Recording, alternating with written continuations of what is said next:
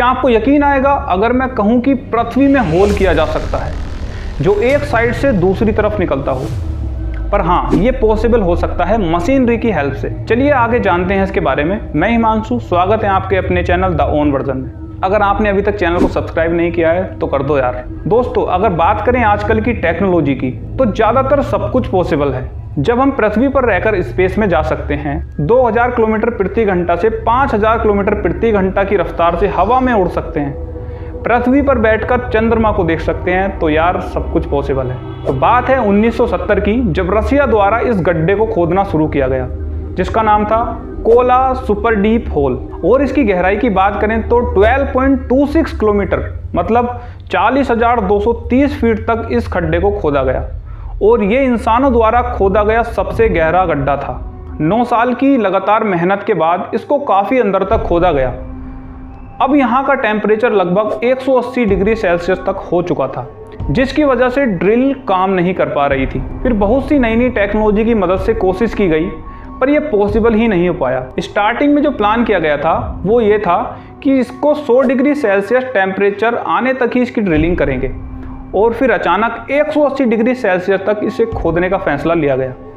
आपको बता दें, ज़मीन के अंदर दबे इन पत्थरों की डेंसिटी इन पर पड़ रहे प्रेशर की वजह से काफ़ी ज़्यादा हो जाती है और टेम्परेचर ज़्यादा होने की वजह से ये ड्रिल पर हावी हो रहे थे, जिसके बाद इसे खोदना लगभग इम्पॉसिबल सा हो चुका था।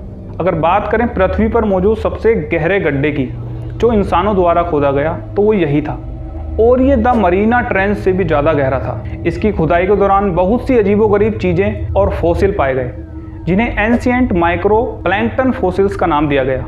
ये लगभग 6.5 किलोमीटर की गहराई में पाए गए और फिर जब इसको 7.5 किलोमीटर की गहराई तक खोदा गया तो वहाँ पानी भी पाया गया, जो कि शायद साइंटिस्ट के लिए इम्पॉसिबल जैसा था।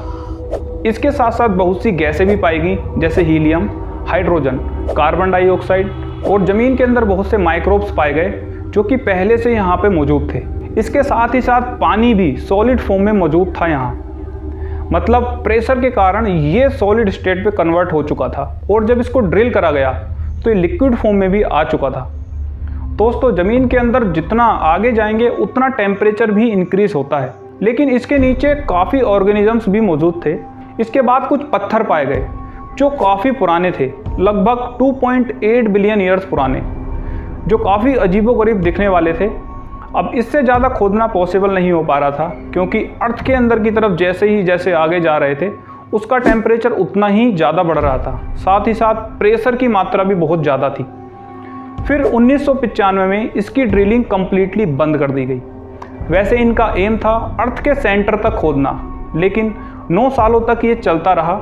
और अगर बात करें इसकी गहराई की तो अगर एक बॉल को इसमें डाला जाए तो लगभग 50 सेकंड लग जाएंगे इस बॉल को उसके बॉटम तक पहुंचने के लिए, तो इतना गहरा था ये।